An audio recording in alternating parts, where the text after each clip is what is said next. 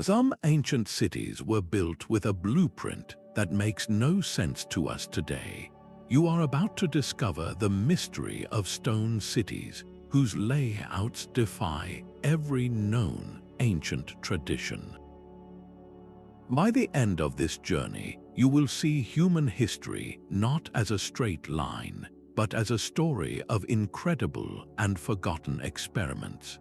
Why would a civilization choose to live entirely underground or design a sacred center with no apparent order at all?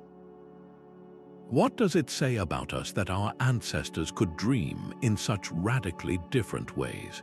So what exactly makes a city's design an anomaly? It is not merely about being old or unusual. An architectural anomaly occurs when the core principles of a city's layout stand in direct contradiction to everything its neighbors were building. Think about the ancient world's most famous ruins. From the pyramids of Egypt to the grand plazas of Mesoamerica, most follow a recognizable script. They align with the sun or the stars. They use straight lines, right angles, and symmetrical patterns to impose human order upon the landscape. Their sacred centers are clearly defined, often raised high above the everyday world. Now, picture a city that rejects all of that. Its streets might curve and wander without any apparent destination. Its most important buildings could be hidden underground or scattered in a way that seems completely random. This is a true defiance of tradition. The anomaly lies in the core design philosophy. It is visible in three key areas. First, the axis orientation. Most ancient cultures built their cities and temples along a north-south or east-west axis, often for astronomical or religious reasons. An anomalous city might ignore these celestial guides entirely, choosing an oblique angle that served a purpose we can no longer decipher. Second, the spatial distribution. Where a traditional city clusters its homes around a central power hub, an anomalous one might spread its structures evenly across a vast area, or group them in patterns that look chaotic to our modern eyes. And third, the relationship between sacred and secular spaces. In a traditional layout, the temple is the focal point, physically and spiritually. But in these lost cities, the ceremonial centers might be decentralized or hidden, or so integrated with daily life that the boundary between the two blurs into invisibility. They were playing by a different set of rules that we have yet to fully understand. This foundational shift in thinking is what separates a simple ruin from a genuine mystery. This powerful template for urban life was forged across the globe. In the Indus Valley, the streets of Mohenjo-Daro formed a perfect grid, a masterpiece of early civic engineering where drainage and order were paramount. Far to the west, Egyptian temples were meticulously aligned to the cardinal directions, their stone faces catching the first and last light of the sun in a celestial dialogue. And in the heart of Mesopotamia, the great ziggurats rose in concentric tiers, artificial mountains that connected the earthly realm to the heavens. These were not random designs. They were profound statements in stone, reflecting a universal human impulse to create harmony between our world and the cosmos. This established a near-universal language for city building, a set of rules that guided civilizations for thousands of years. It is against this backdrop of profound order that we encounter our first great anomaly, a city that seems to break every single rule. Its name is Derinkuyu. But this defiance of tradition did not begin with vast underground cities. It began much earlier, on a sun-baked plain in what is now Turkey, with a settlement that turned the very idea of a city inside out. Çatalhöyük is its name, a sprawling Neolithic community that thrived over 9,000 years ago. Its layout is a profound mystery, a dense honeycomb of nearly identical mud brick houses built wall to wall, with no streets, no alleyways, and no central plaza. To move through this city, you would have walked across its rooftops, descending on wooden ladders through openings in the ceilings to enter your home. This was a society that literally turned its back on the outside world, presenting a solid, windowless exterior to the landscape. Inside, the walls were alive with art, covered in vivid murals and the embedded skulls of wild bulls. There were no grand monuments for rulers, no obvious temples for priests. Every house was largely the same, suggesting a remarkably egalitarian way of life. Why choose such an inward-focused existence? Their design philosophy seems to have been one of collective security and social cohesion, creating a community that was, in essence, one large, interconnected home. It was a labyrinth not of stone but of shared lives, a puzzle whose solution remains just out of reach. This radical departure from emerging norms of public space makes Çatalhöyük a stunning starting point for our journey into anomalous cities. Yet, for a society that chose to live entirely on the surface, however unconventionally, another ancient people took the opposite approach, seeking safety and sanctity by moving their entire world deep underground. Descending into the cool, dark rock of Cappadocia, the scale of Derinkuyu is almost incomprehensible. This was not a simple cave network but a fully realized city, plunging 18 levels deep into the earth, a labyrinthine world capable of sheltering 20,000 individuals. Its layout is a masterpiece of controlled chaos, a vertical maze of living quarters, churches, stables, and wine presses, all connected by a dizzying web of narrow, twisting tunnels. Each corridor could be sealed off from the inside by massive, rolling stone doors, each weighing hundreds of kilograms, turning entire sections into impenetrable fortresses.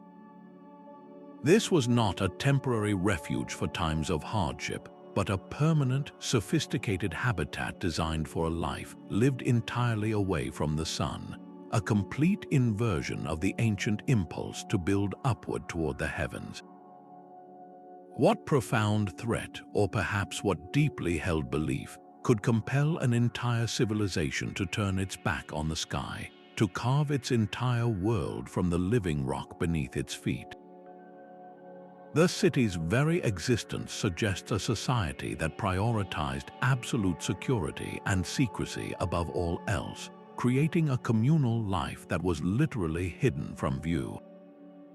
The overt, almost confrontational strangeness of our next site, however, stands in stark contrast to this hidden world. Far from the hidden labyrinths of Cappadocia, under the vast African sky, the stone ruins of Great Zimbabwe present an entirely different kind of puzzle. Here, the defiance is not in hiding, but in a grand and visible geometry that refuses to follow a familiar script. This was the heart of a powerful kingdom, a center of trade and culture that flourished for centuries. Yet, the logic governing its stone corridors and soaring walls remains one of archaeology's most captivating enigmas. The city's core, known as the Great Enclosure, is a stunning work of architecture. Its walls, built without a single drop of mortar, curve and flow across the landscape, creating concentric passages that lead to a central, mysterious feature, a solid conical tower that seems to serve no practical purpose. There are no right angles, no grand processional avenues pointing toward a ruler's palace. Instead, the design feels organic, as if the stone itself grew from the hill, weaving a complex, non-axial pattern that honors the natural contours of the land. Why build with such precision, only to create a layout that appears deliberately obscure to the modern eye? The purpose of the tower and the logic behind the winding, walled pathways continue to elude experts.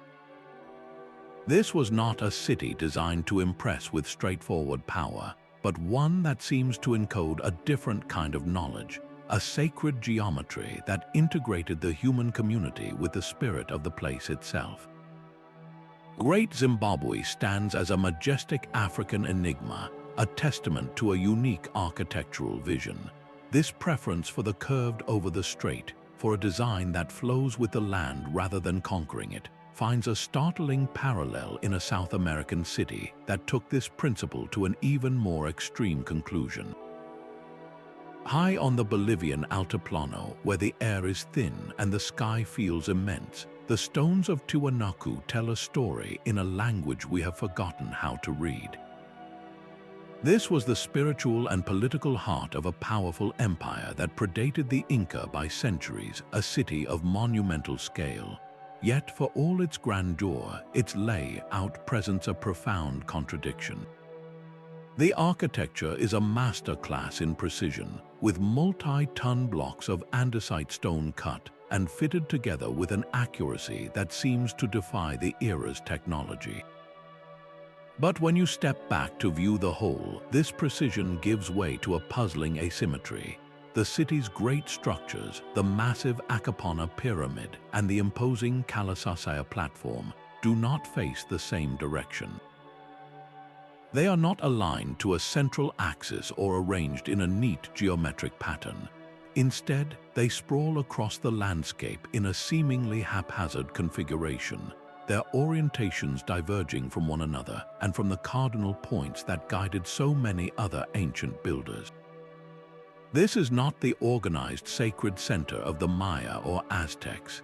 It feels more like a collection of powerful ideas set in stone, each following its own internal logic. The builders possessed the skill to create perfect order, yet they chose something else entirely. What cosmic vision, what understanding of the universe required this specific and chaotic arrangement? The answer may lie not in the stars above, but in the very land upon which they built. Some researchers suggest the city's layout was a massive terrestrial map, mirroring the surrounding mountains and the sacred Lake Titicaca itself, creating a mirror of the cosmos here on Earth. This deliberate rejection of simple symmetry forces us to reconsider what order truly means. It suggests a worldview where harmony was found not in straight lines, but in a more complex, perhaps sacred, relationship with the natural world.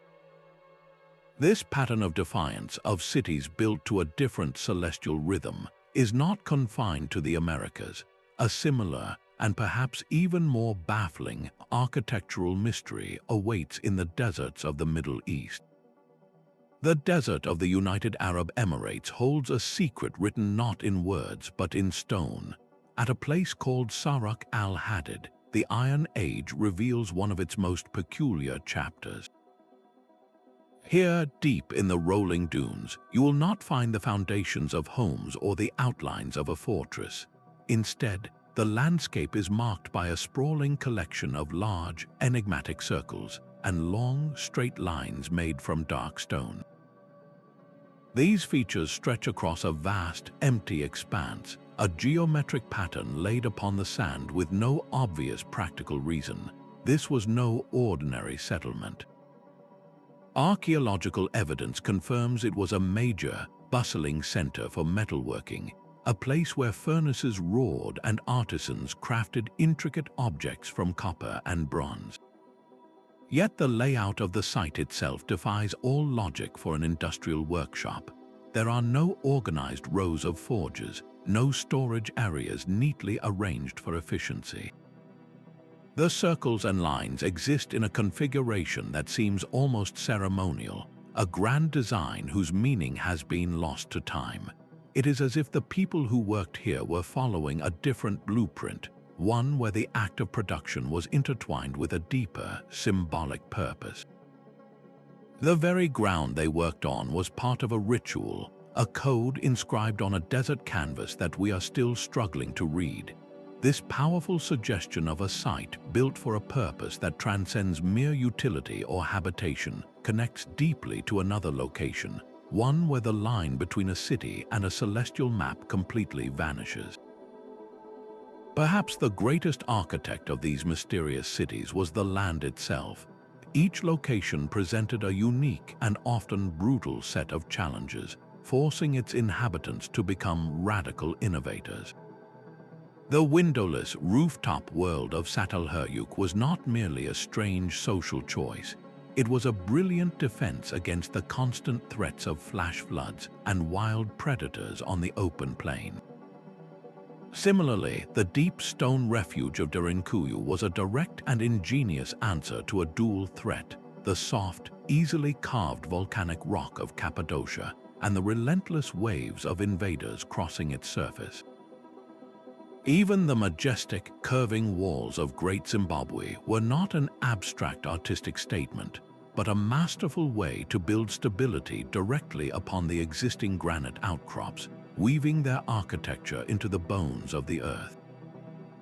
And at Tiwanaku, the seemingly chaotic placement of its monuments may have been a profound adaptation to a land of intense seismic activity, a way to build structures that could withstand the Earth's tremors, or a deliberate mirror of the surrounding sacred mountains and lake. In every case, what appears to us as a defiance of tradition was, in reality, a deep and intelligent conversation with an extreme environment. The bizarre layouts were not mistakes, they were survival manuals written in stone. This earthly logic, however, is only one side of the story. For many of these cultures, the solutions to their terrestrial challenges were guided by a much grander blueprint, one written in the movements of the sun, the moon, and the stars. This consistent celestial choreography makes the defiance at places like Tiwanaku all the more striking. While the great monuments of Egypt and the standing stones of Europe were built in perfect dialogue with the cosmos, the main structures of Tiwanaku face away from these universal signposts. The Catalhoyuk platform, a vast rectangular enclosure of towering stone pillars, is not aligned to the cardinal directions. Instead, its main gate faces a point far to the northeast of due east, a seemingly random spot on the horizon where no significant star rises or sun sets. The nearby semi-subterranean temple is skewed at yet another angle, creating a cityscape of conflicting orientations. This was not ignorance. The builders of Tiwanaku were master astronomers who could track complex 18-year lunar cycles. They possessed the knowledge to align their city with the heavens, yet they consciously chose not to. This decision suggests a different kind of cosmic order was at work, one that did not require mirroring the starry sky above on the terrestrial plane below. Perhaps their sacred geography was more local, aligning with the distant peak of a mountain they considered a deity, or with the shimmering surface of Lake Titicaca on the horizon. Their world was anchored not by the distant poles of the universe, but by the powerful, immediate spirit of the land itself. This break from a celestial blueprint forces a profound question. If these cities were not built for the stars, what other source of inspiration could have been powerful enough to guide their hand? The answer may lie not in the sky, but in something far more enigmatic, a force that shaped their world from the inside out. When a city's design feels so profoundly strange, so disconnected from everything we know about early human societies, it is perhaps inevitable that some would look beyond our own history for an answer. The ancient astronaut theory proposes that the inexplicable precision and bewildering layouts of places like Tiwanaku or the nearby site of Pumapunku, with its stone blocks cut like intricate puzzle pieces, are not human achievements at all. Proponents of this idea suggest these sites are evidence of visitors from other worlds, beings who shared a technology and a design philosophy that was literally alien to human tradition. Why would a civilization capable of such flawless stonework then arrange their sacred center in such an apparent jumble? The theory argues that the conceptual gap is simply too wide to be bridged by conventional archaeology. Mainstream science, of course, dismisses this interpretation, attributing the accomplishments to the immense skill and patience of ancient cultures. Yet the idea persists in the popular imagination, not necessarily as a proven fact, but as a powerful symptom of the mystery itself. It is a theory born from the sheer force of our own wonder, a reflection of how deeply these places challenge our understanding of human potential. This line of thinking, however controversial, serves a crucial purpose. It forces a fundamental question: if not humans as we understand them, then who, or perhaps more importantly, what else were they? The very existence of such radical theories underscores how these anomalous cities push us to the very edge of conventional explanation, compelling us to look for answers not just in the stars, but within the intricate landscape of the human mind. Living within these unconventional spaces would have fundamentally reshaped the human mind. The daily reality for someone in Çatalhöyük was a world without public streets, a life lived above the ground in a continuous, interconnected maze of homes.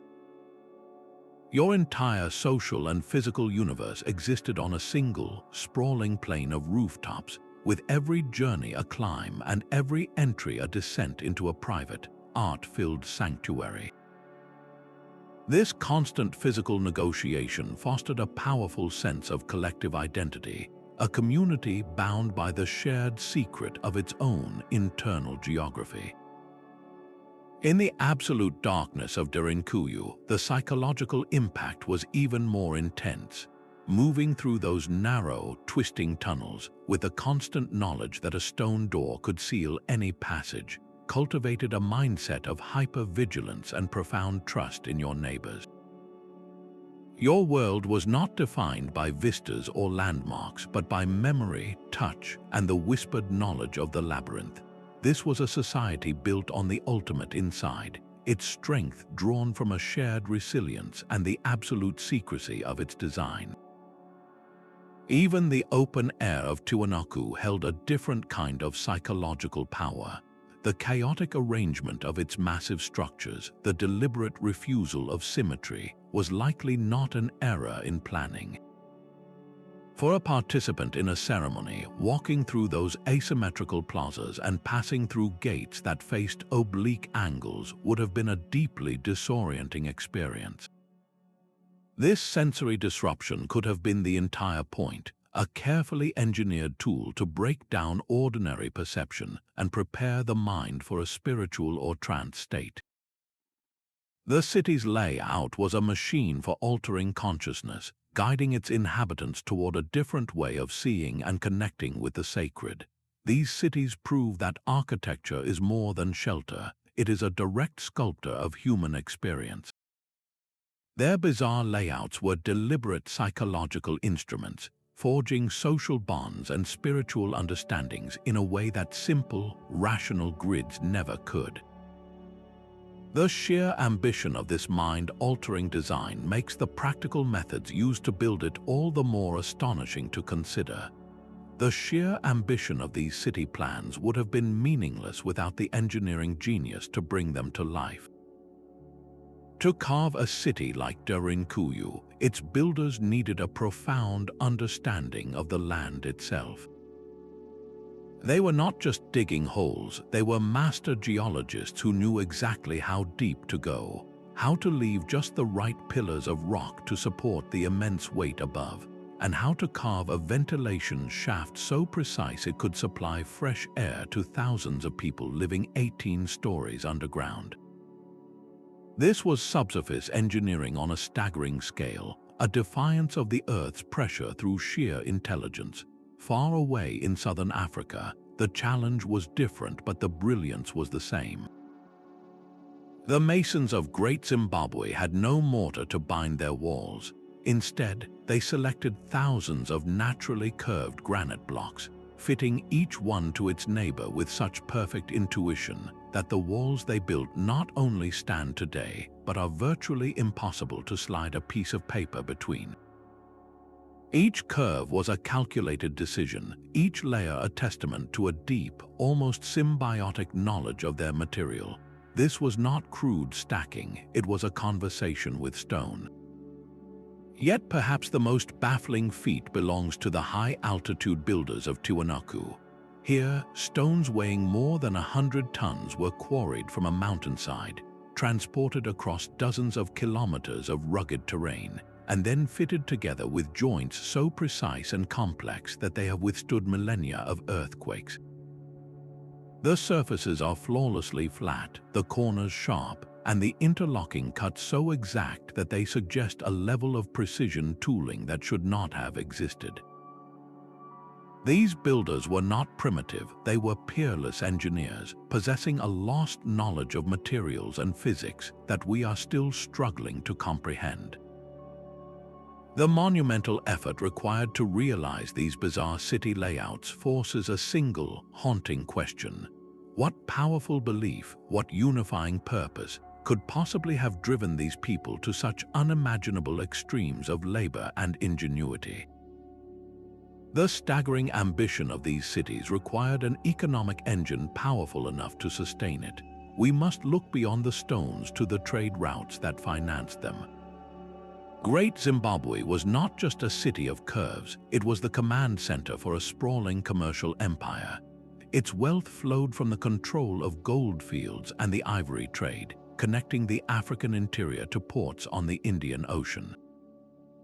This was not a subsistence economy, but a sophisticated network that generated immense surplus. That surplus is what allowed its rulers to invest in an architectural vision so unique, a city whose very strangeness may have been a form of branding, a statement of power and distinct identity to every trader who approached its majestic, winding walls. Far across the world, Tiwanaku's power was rooted in the Altiplano itself. It became the hub for the trade of freeze-dried potatoes and quinoa, staple crops that could be stored for years and transported across the vast Andean highlands. This control of food security created a stable, wealthy society capable of undertaking projects that defied all convention. Their seemingly chaotic city layout may reflect an economic model that did not rely on a single, centralized grain store or a main marketplace. Perhaps their wealth was distributed, their power expressed through a decentralized and symbolic landscape rather than a single, towering granary. This economic freedom was the ultimate privilege. It liberated their architects from the need to build practical, trade-friendly cities with wide, straight streets for merchants and carts. Their success bought them the right to be different, to encode their worldview directly into the urban fabric. This relationship between prosperity and architectural defiance, however, was a fragile one. The very stones of these cities whisper secrets of forgotten politics and power. In Çatalhöyük, the complete absence of palaces or grand administrative buildings speaks volumes. This was a society that appears to have thrived for centuries without a ruling elite, a truly radical idea for its time. The uniform houses, all accessible only from the shared rooftop level, suggest a deeply horizontal social structure. Power was not concentrated in a single individual or family, but distributed across the community, a form of governance written directly into the mud-brick labyrinth of their daily lives. Their city layout was a physical manifesto for a collective way of life. This stands in stark contrast to the world hidden beneath Cappadocia. The design of Derinkuyu is one of absolute control and segregation. Its narrow, defensible tunnels and massive rolling doors point to a culture obsessed with security, but this need for protection likely created a rigid internal hierarchy. Access to the deepest, safest levels was probably reserved for a privileged few, while others occupied the higher, more vulnerable chambers. The architecture itself enforced a social order defined by proximity to safety, turning the city into a vertical map of social stratification. Moving to the sun-baked plains of southern Africa, the majestic walls of Great Zimbabwe make its social divisions explicitly clear. The entire complex is a masterclass in spatial hierarchy. The ruler and the spiritual elite would have resided in the secluded hill complex, looking down upon the world from a position of literal and figurative superiority. Below, the great enclosure with its iconic conical tower and winding passages likely housed the nobility or served as a royal court. Further out, the valleys would have been home to the artisans, traders, and commoners who supported the kingdom. This was not a society trying to hide its structure. It was proclaiming it for all to see through a powerful, non-rectilinear architecture. By studying these non-standard blueprints, we are not just looking at old ruins, we are decoding entire political philosophies. We see a spectrum of human organization, from radical egalitarianism to defensive oligarchy to a sacred monarchy deeply intertwined with the land. These stone plans offer a rare window into social experiments that, for all their ingenuity, ultimately faded from history. Their very fragility forces us to wonder why these unique ways of organizing human society, so brilliantly encoded in stone, were ultimately abandoned by the relentless march of time. Perhaps these places were never meant to be cities in the way we understand them. Their primary function may have been ceremonial, transforming them from centers of daily life into stages for the sacred. The chaotic, asymmetrical layout of Tiwanaku, for instance, might not be chaos at all, but a cosmological map of a belief system we have yet to decipher. Walking through its plazas and passing through its misaligned gates could have been a form of religious pilgrimage, a physical reenactment of a creation myth where every turn held spiritual meaning. The disorder was the point, designed to disorient the participant and break them from the mundane rhythms of ordinary life, preparing their mind for a direct encounter with the divine. Similarly, the strange circles and lines of Saruq Al-Hadid, set deep in the desert, might have served as a vast open-air temple for nomadic peoples. In a landscape of endless sand, this geometric pattern laid in dark stone created a fixed point of immense spiritual power, a place where the community gathered not to live but to worship. In these cases, the defiance of traditional urban planning was a deliberate act. It was a way to separate the sacred from the profane, to create a space that was ontologically different from the everyday world.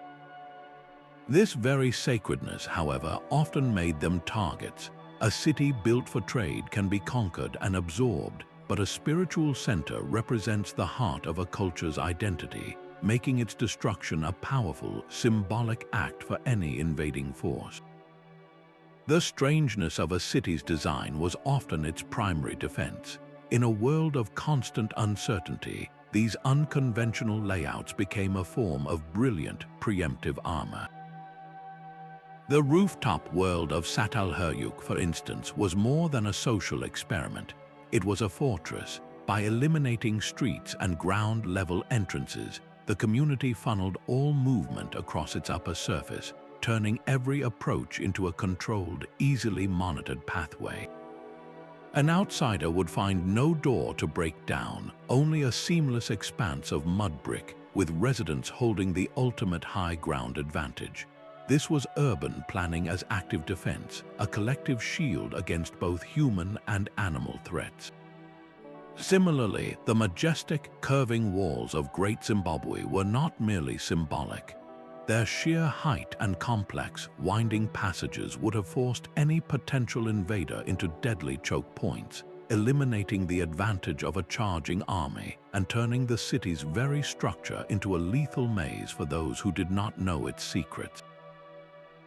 But the ultimate expression of this defensive logic lies deep within the earth.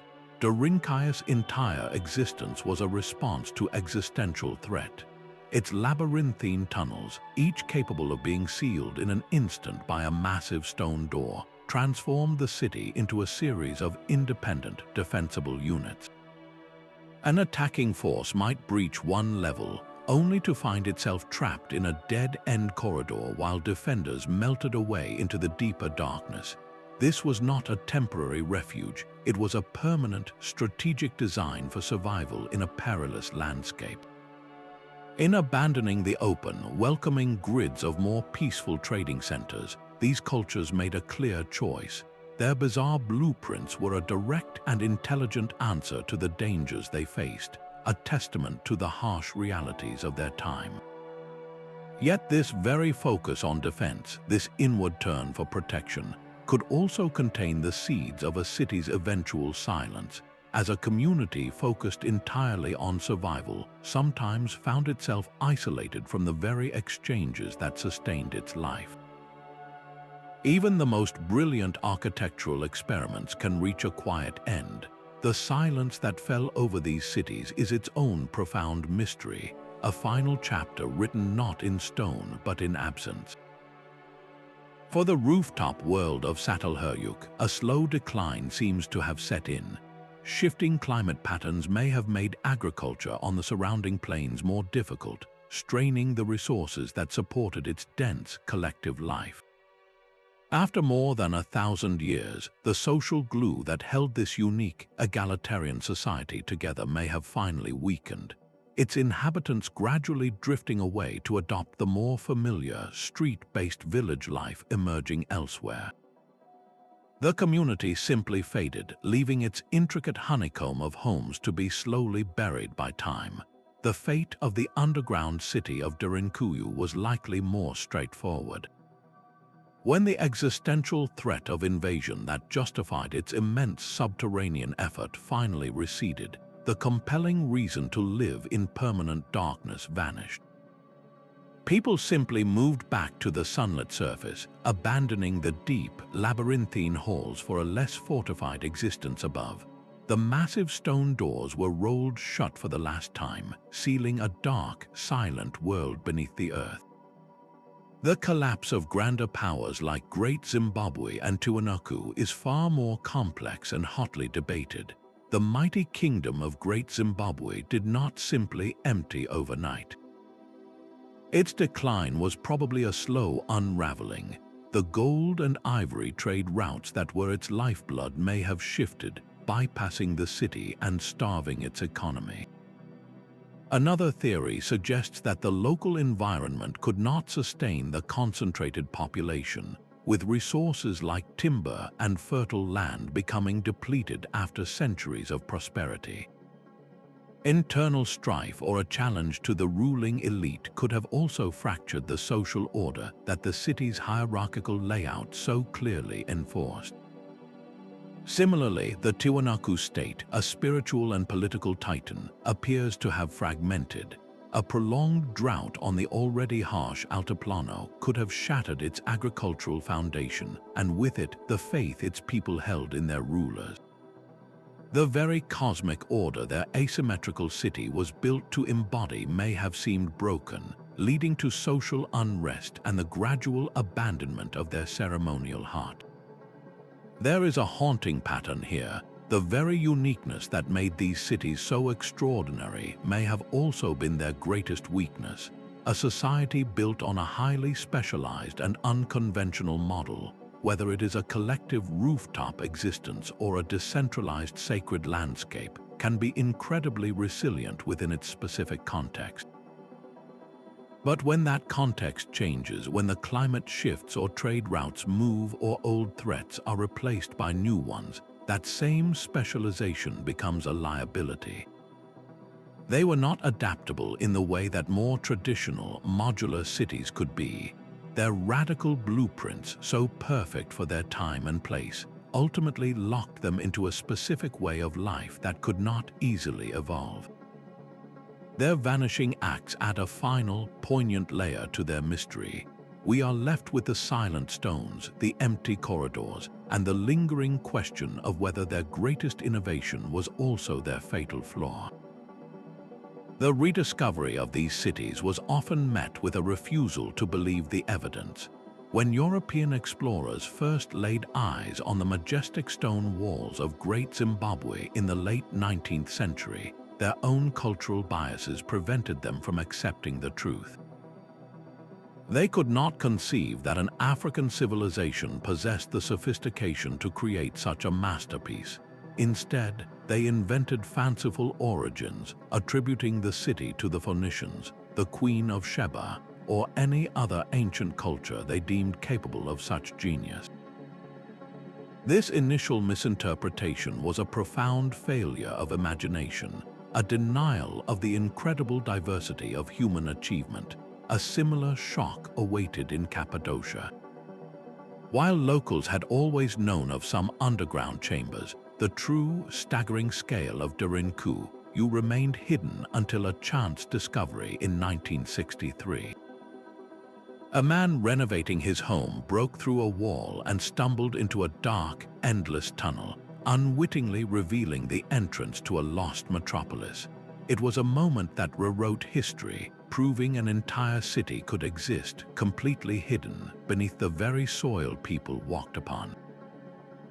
Each leap in technology peels back another layer of the mystery. LiDAR, which uses laser pulses to map the ground from the air, has uncovered vast, invisible networks of roads and structures in dense jungles. Ground-penetrating radar allows us to see deep into the earth without lifting a shovel, revealing the hidden chambers and tunnels of sites we thought we understood. Yet, with every new scan and digital map, the questions only multiply. The data confirms the anomalies, showing us that the chaotic layouts are even more complex and intentional than we suspected. We are not solving these puzzles, we are simply getting a clearer view of how intricate they truly are. The story of their rediscovery is a humbling lesson in scientific progress. It is a story of paradigms shifting, of long-held assumptions crumbling before the stubborn reality of the stones themselves. We are slowly, gradually, accepting that the human past is a tapestry of endless invention, far richer and more strange than our textbooks ever allowed. LiDAR is pulling back a veil we did not even know was there. This technology works by firing millions of laser pulses from an aircraft down to the ground, then measuring the time it takes for each pulse to bounce back. It is a form of remote sensing that builds a staggeringly precise, three-dimensional map of the Earth's surface, and it has one incredible superpower: it can see through things. In dense jungle, LiDAR pulses slip through the smallest gaps in the leafy canopy, mapping the bare ground below with an accuracy of a few centimeters. What was once an impenetrable green wall becomes, with a click of a button, a clear digital landscape, and that is when the ghosts of cities long vanished begin to appear. At the Maya site of Tikal in Guatemala, archaeologists thought they had a good grasp of the city's scale from decades of ground surveys. But when LiDAR scanned the area, it revealed a sprawling metropolis that was at least 4 times larger than anyone had suspected. The data showed a vast network of raised causeways connecting urban centers, intricate terracing for agriculture on hillsides, and even hidden reservoirs and fortifications. This was not just a city, it was a carefully managed, complex ecosystem carved from the jungle, a layout of astonishing sophistication that was completely invisible from the ground. The true power of LiDAR, however, lies not in confirming what we already know, but in discovering what we have never even dreamed of. The technology is now spearheading a new kind of exploration, a high-tech treasure hunt in the world's last uncharted wildernesses. In the vast Amazon basin, where the forest floor is a perpetual twilight, LiDAR is revealing geometric patterns etched into the earth, massive mounds and long, straight roads that point to the existence of vast, previously unknown civilizations. These are not small villages, but complex settlements with layouts that do not match any known Amazonian tradition. Similarly, in the rugged highlands of Southeast Asia, lasers are mapping the footprints of lost kingdoms, revealing urban plans that defy the region's established historical narrative. We are on the cusp of a revolution. Each new LiDAR survey is a roll of the dice, potentially revealing a city whose very blueprint rewrites the rules of ancient society. The hunt is no longer just about shovels and trowels. It is a digital race to find the next great anomaly, a hidden chapter of human history waiting silently beneath the forest canopy. Place a map of ancient Çatalhöyük beside a plan of its contemporary, Jericho, and the contrast is almost disorienting. Jericho presents a familiar logic, a clustered settlement protected by a formidable wall, with a clear central tower and evidence of organized communal spaces. It fits a pattern we recognize, but Çatalhöyük is a sprawling, borderless honeycomb, a dense cluster of nearly identical cells with no streets, no center, and no obvious hierarchy. It looks less like a city and more like a living organism. This same dissonance repeats across the globe and through the ages. Compare the majestic, grid-like symmetry of Teotihuacan in Mexico, with its Arrow Street Avenue of the Dead pointing directly at the Pyramid of the Moon, to the perplexing, asymmetrical sprawl of Tiwanaku. Teotihuacan is a statement of cosmic order and centralized power, a city designed to impress and control. Tiwanaku feels like a collection of powerful, individual ideas set in stone, each following its own mysterious trajectory. The traditional hubs speak a language of clear authority and celestial alignment. The defiant cities whisper in a dialect we have forgotten, one of organic growth, deep integration with the land, and perhaps a radically different concept of community. This side-by-side view is not about declaring one model superior. It is about recognizing the vast, breathtaking spectrum of human problem-solving. The orderly grid of Mohenjo-Daro was a brilliant solution to the challenges of sanitation and social organization in a dense river valley. The chaotic, inward-facing maze of Çatalhöyük was an equally brilliant answer to the threats of the open plain, fostering a unique form of social cohesion. They were solving different problems with different tools, both physical and philosophical. This undeniable diversity shatters the comfortable myth of a single, linear path to civilization. It was not a ladder we all climbed in the same way. It was a sprawling, tangled forest of experiments, some of which blossomed in directions so strange we are only just learning to see them for what they were. The very existence of these anomalous blueprints challenges the foundation of our historical narrative, suggesting that progress is not a straight line, but a vast and branching tree of human ingenuity. The stones may have been abandoned, but the stories they inspired refused to die. Long after the last resident climbed out of Derinkuyu for the final time, the memory of that vast, bewildering labyrinth beneath the earth persisted. It seems to have woven itself into the very fabric of regional myth, perhaps resurfacing centuries later in the Greek legend of the Minotaur and its impossible maze.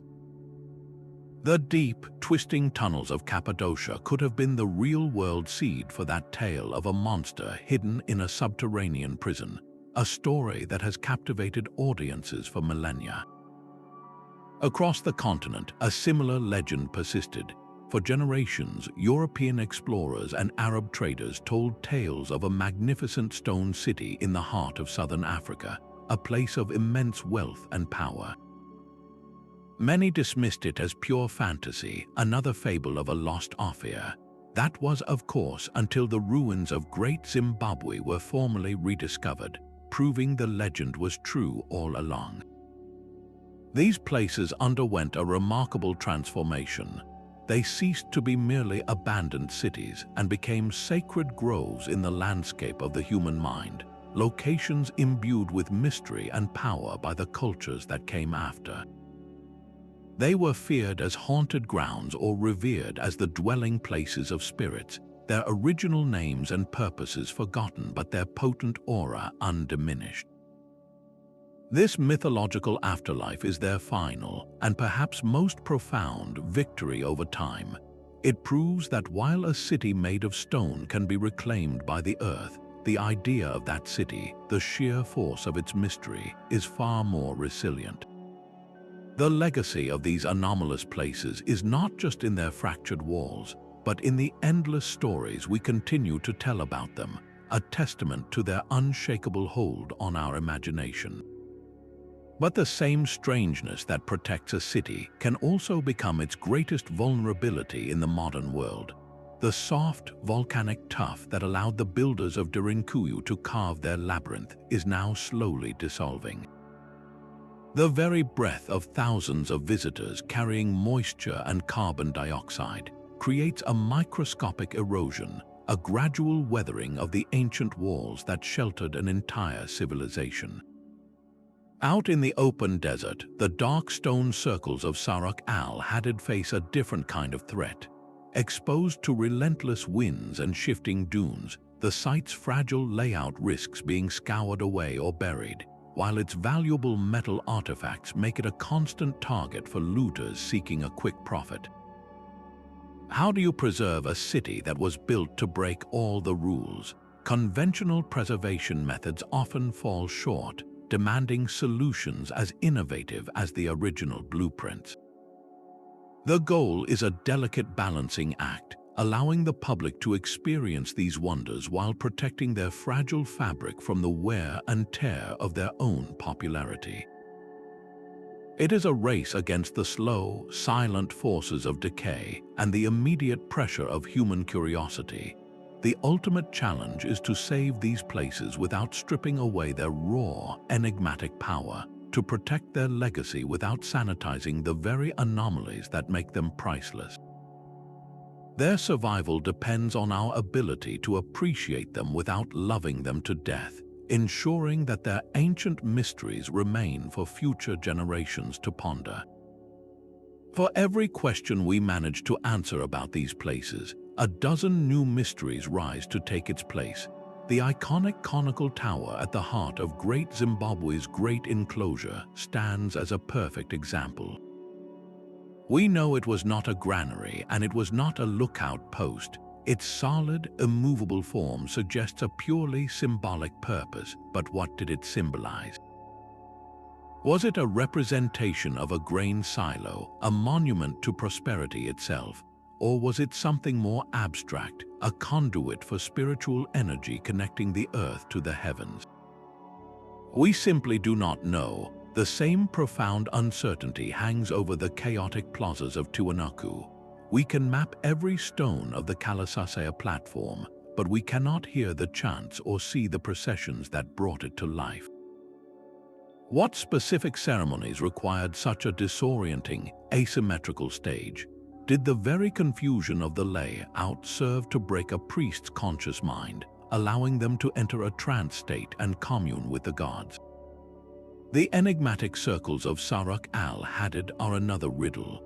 Is their arrangement a star chart we cannot yet read, or a map of a social structure long forgotten? These are not cold cases, they are active investigations where new evidence can shatter a long-held theory overnight. Archaeologists are no longer just digging with trowels. They are using isotopic analysis on ancient human remains to trace the lifetime travels of a single individual, revealing migration patterns and trade connections we never knew existed. They are studying microscopic residues on pottery to understand what food was eaten during rituals. They are even using advanced software to search for geometric patterns in the layouts, looking for a hidden mathematical code that might be the master plan. Every season of excavation is a gamble, a chance that the next shard of pottery or piece of charcoal will be the key that unlocks a door we did not even know was closed. The story of these cities is still being written, one tantalizing piece at a time. These silent stone puzzles demand a complete rethinking of our shared story. For generations, the dominant narrative of human progress has been a simple upward march. It is a tale that begins with small bands of hunter-gatherers, then moves to simple farming villages, and finally culminates in the great, centralized states of Egypt, Rome, and Mesopotamia, with their kings, their written laws, and their orderly city grids. This model, often shaped by a Eurocentric worldview, presented civilization as a single, linear path, but the evidence of these anomalous cities shatters that comforting simplicity. What do we see when we look at Çatalhöyük, a thriving metropolis that existed for over 1,000 years without streets, without palaces, and seemingly without a ruling class? It was not a failed experiment waiting to become a proper city.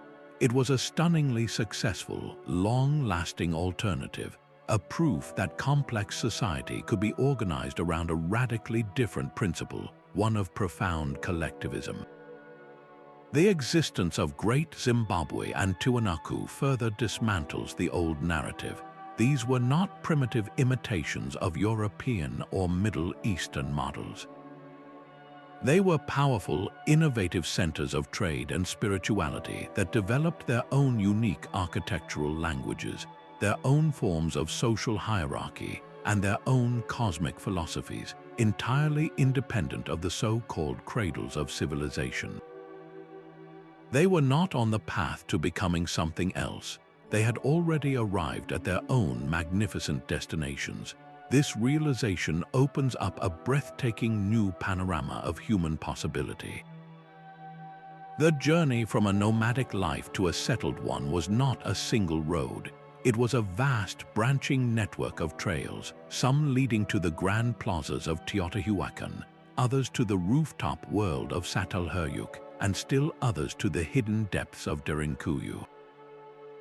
Some of these paths, for reasons of climate, conflict, or simply the limits of their own unique models, eventually came to an end.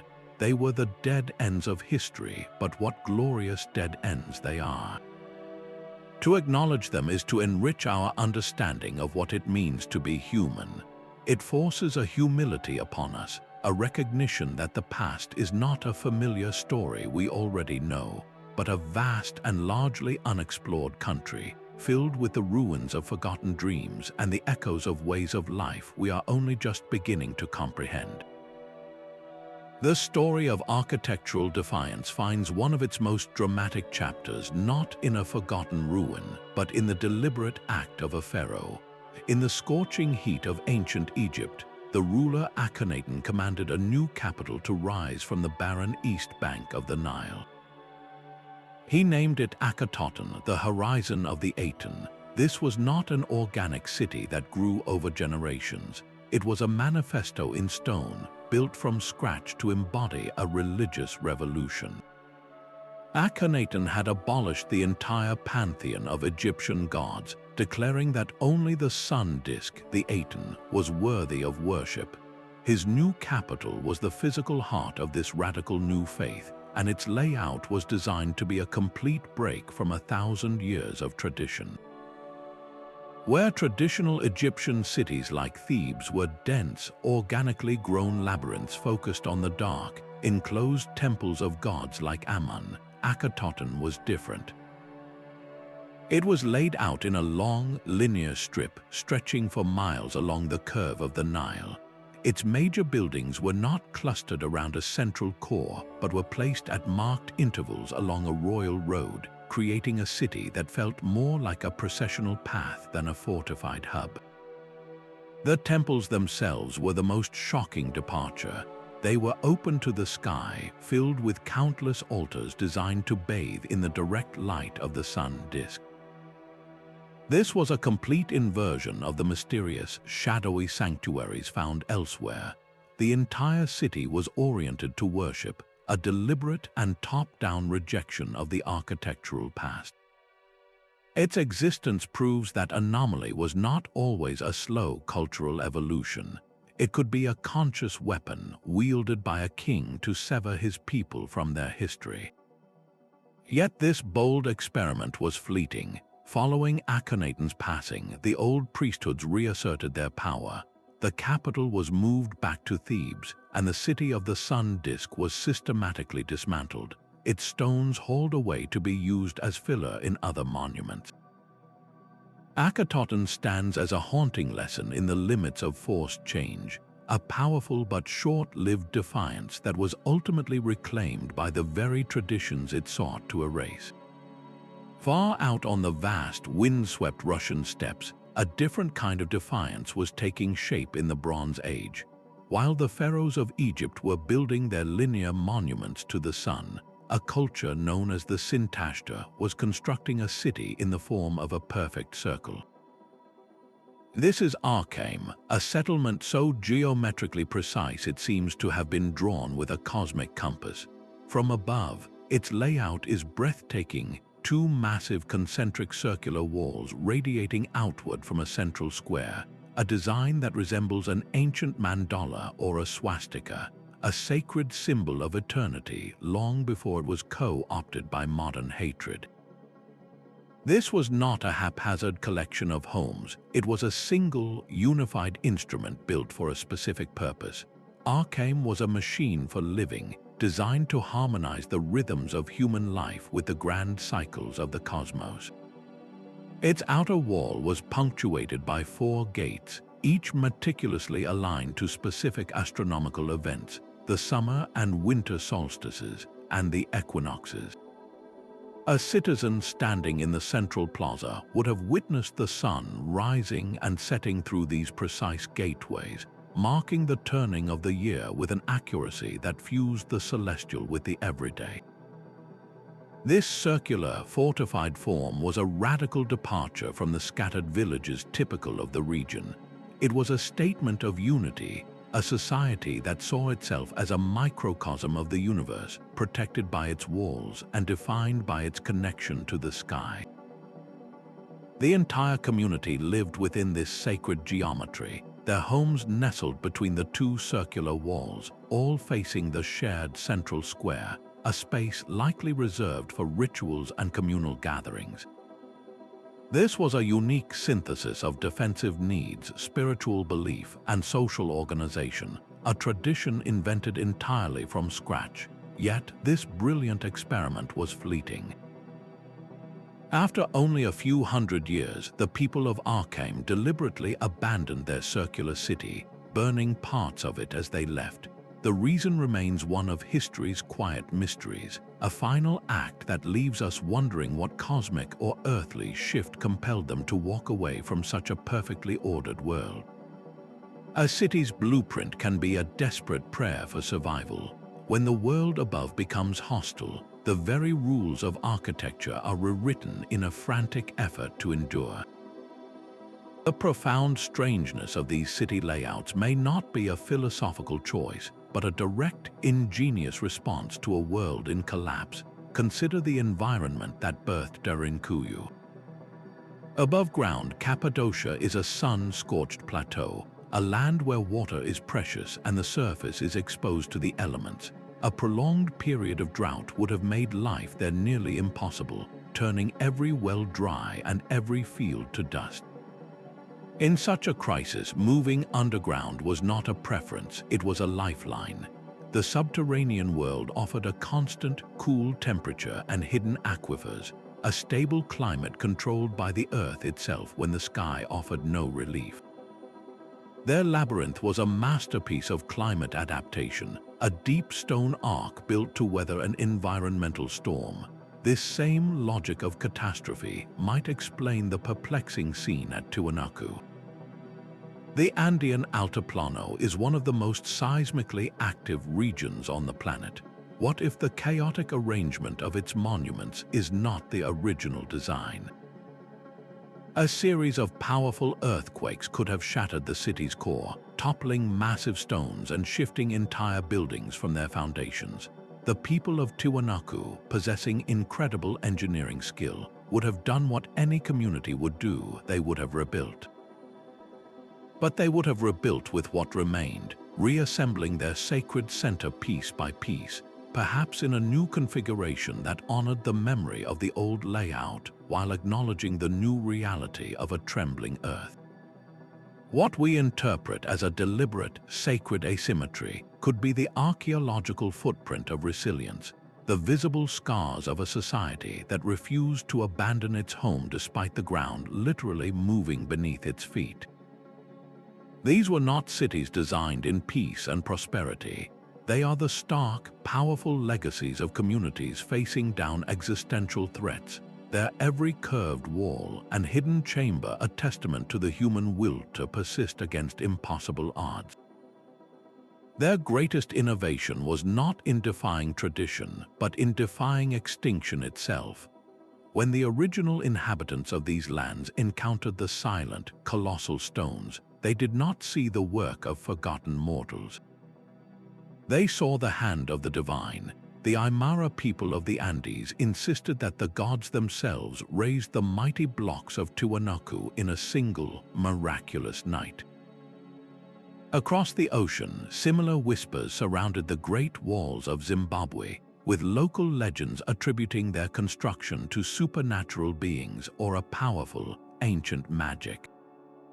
This recurring pattern is profoundly revealing. A civilization coming upon the ruins of a people whose architectural language they could no longer speak, faced a mystery so profound that the only logical explanation was a supernatural one. The sheer scale, the impossible precision, and the bewildering layouts defied their understanding of human capability. They were grappling with the very same awe and confusion that modern archaeologists confront today.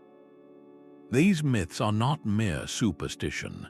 They are the ancient equivalent of a scientific hypothesis, a pre-industrial way of making sense of a world that refused to conform to known rules.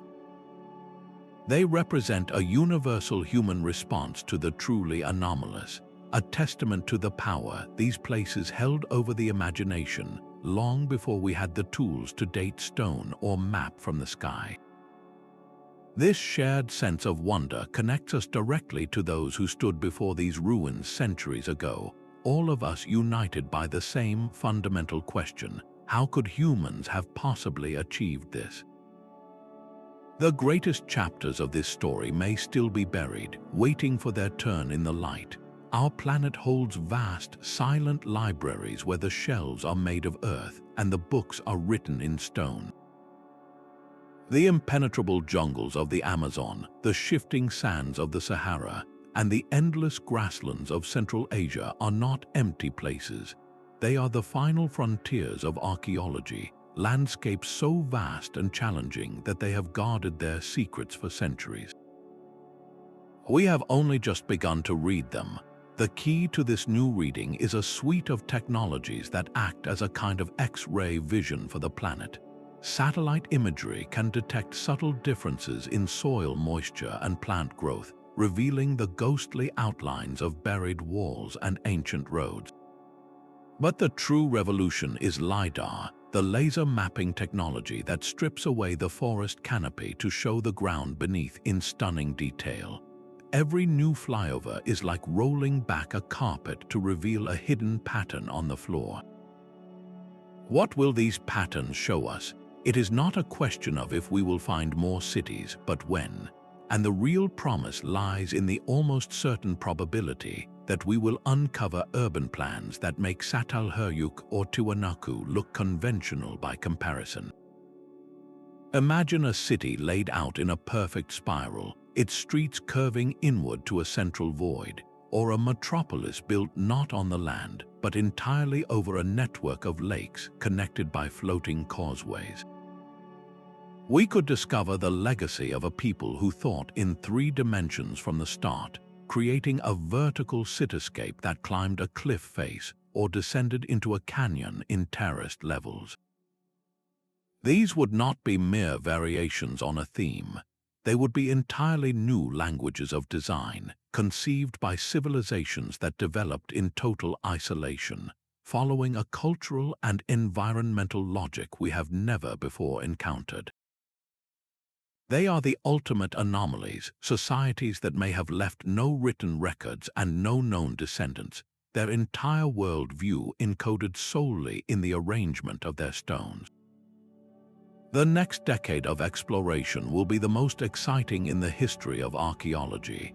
It promises to fill in blank spaces on our historical map with realms we never dreamed existed, each one a testament to the breathtaking and untamed creativity of the human spirit. The map of the ancient world is not a finished document. It is a parchment still being unrolled, its edges revealing wonders that will redefine our place in the story.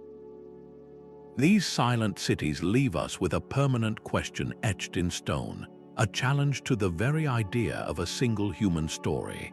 Our journey from the rooftop labyrinths of Çatalhöyük to the subterranean world of Derinkuyu and the cosmic chaos of Tiwanaku reveals a profound truth. Human creativity is boundless and fiercely nonconformist. These were not failed experiments on the path to a proper civilization. They were magnificent destinations in their own right, proof that the human spirit has always been capable of imagining and building worlds that defy every expectation. They teach us that there is no single blueprint for a society, no mandatory checklist that every culture must follow. The established narrative of a linear march from simple villages to grand, centralized states is a comforting myth, but the stones tell a different tale. They speak of a past rich with divergent paths, of communities that chose collectivism over hierarchy, secrecy over spectacle, and sacred chaos over simple order. Let these ruins be a constant reminder to question the stories we are told about the past. Let them inspire us to look for the outliers, the anomalies, the places that do not fit the pattern. For it is often in the exceptions, in the quiet defiance of tradition, that we uncover the most profound truths about our own capacity for invention. So what other architectural wonders are waiting silently beneath the jungle canopy or the desert sands? What new blueprints, stranger than we can currently conceive, will be revealed by the next pass of a laser scanner or the next turn of an archaeologist's trowel? The search for these lost chapters is far from over. It is a continuous, unfolding discovery, an invitation to keep looking for the places where the human imagination once built a world entirely its own.